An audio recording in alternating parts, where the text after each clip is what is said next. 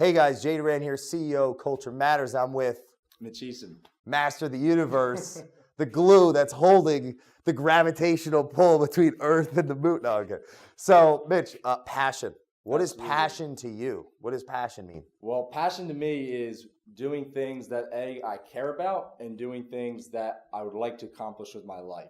So not just doing things for myself, but what can I now that I found what I love to do, how can I help teach others that and give that to the world? So finding yourself and now teaching others. Yeah, absolutely. That's one thing I'm passionate about because I've struggled with finding myself and working for money and different things like that, that now that I've found myself and I'm confident with what I want to do in my life, I want to teach others to not do just what you're doing just for a job or for a paycheck, but do it because you actually care about it. And to me, giving that back and helping people find their passion is my passion now. So we hear this a lot from people that it's almost like they got it. Okay. And then obviously viewers, all of us, we see these people on TV and we think, you know, something must have happened where they got lucky. Yeah, you laugh. So what was like the step-by-step of how you said, now you're 18, you know who you are and you know what you're doing? Like, how? Like, how did that look like? Maybe put this into context for people. Yeah, like. Okay. Well, I found my passion through doing things I didn't want to do. And that sounds kind of backwards, but I've had a lot of jobs, and I've worked in the manual labor construction field. I've worked in the landscape field. I've tried this. I've tried desk work.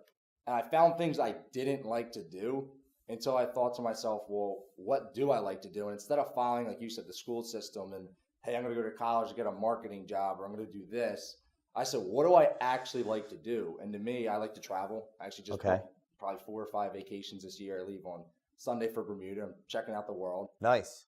Yeah, let me know if you need anyone to carry your luggage.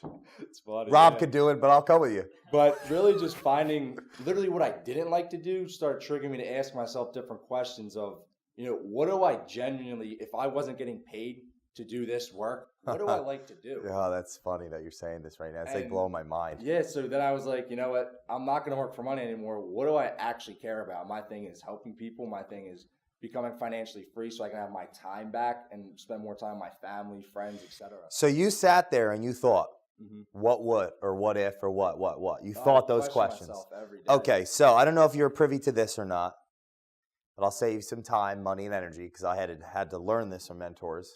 When I was in the John Maxwell training, I'm sitting there, and John Maxwell is a guy, I don't know if you've ever heard of him. He's got over 100 books on leadership. Yeah, absolutely. And John Maxwell team, they enroll you to be a leadership certified coach. Okay. So 2 years ago, I'm in the audience, and Paul Martinelli, who is the actual CEO of the company, he was a mentee of Bob Proctor, who actually teaches Think and Grow Rich. Right, yeah, yeah. And he says, I'll never forget it, education in Latin means, I'm probably saying this wrong, educate. It's like split. And it means the answer, your answer, my answer, his answer, lie within. And what we don't, now this is Jay coming in, not my hypothesis. What we don't do in school is find our answers within. Yes. Because we're conditioned, when we ask the teacher, why do we need to learn this? They go, stop asking stupid questions and just study. So we never actually find the answer within. And you sat there and actually thought for some, whatever the heck happened to make you special to think. I don't know.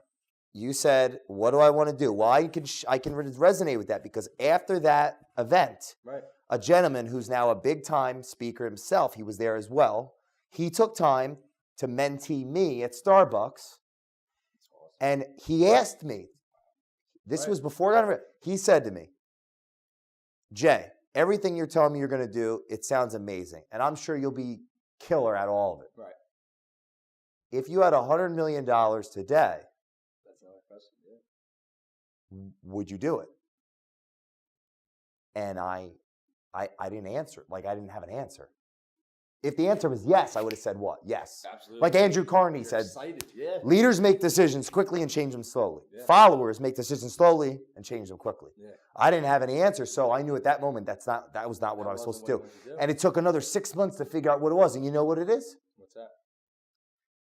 I could be completely broke, meaning like no money. Because remember, poor is a mindset. Broke is, it's just temporary. Absolutely. And I would do these three things and be happy. If I read every day, if I write every day, And if I speak every day, that was it. That's awesome. And then it's what? It's about figuring out how to reverse engineer who you are to become that person, to pay you to do that. Right. Because the energy comes before the matter. Right. The energy is the belief. This is who I am. Read, write, speak. The matter, the material, the money comes after. Right. You put up the initiative. You see, like we've chased money before. Yeah. It didn't work out because we lose that. it. Yeah. We lose it, don't we? Yep. Entrepreneurs chase money in the beginning because we think that's what we're looking for. Whatever happened to us when we were little, whatever happened, whoever, we chase it. That's another good topic, actually. I asked myself the question about 2 years ago, what if I could talk to my 8-year-old self and say, what do you want to do when you grow up? That's what I'm going to go with. Because when I was 8, heck, I wanted to be a professional dirt bike rider. I'm like, why am I not doing that? I love riding dirt bikes. Can I get paid to do it right now? No. And that's why you didn't do it. Yeah. So imagine, guys, we'll leave you with this. Imagine someone said to Warren Buffett, because when he was 8 or 9, he was in the library. Yeah. Well, that's not going to get you anywhere. Reading books? Yeah. Yeah, which is what he attributes to his success. Yeah. Because he can literally see the future. Imagine someone said to Mozart, because when he was 8, he was traveling the world with his sister playing the piano. Imagine they said, "You stupid." They pushed him off the piano. Yeah. It's going to be a real job. Yeah. Yeah, so think about yourself. Whoever told you when you were young or telling you now that that's not what you should be doing, you ask yourself, if you had $100 million, what would you do with your time? And then start doing it part-time. When you find it, do it. Double down when it starts making some Instead money. of drinking every weekend, do that. Yep. Or drink Friday and do that on Saturday. And you might actually get good at it. Yeah, absolutely. Guys, this is Jay Doran, CEO of Culture Matters. This guy's way cooler than me. Mitch Eason, the future Grant Cardone of the world. So we are here for you guys, and we hope to see you soon.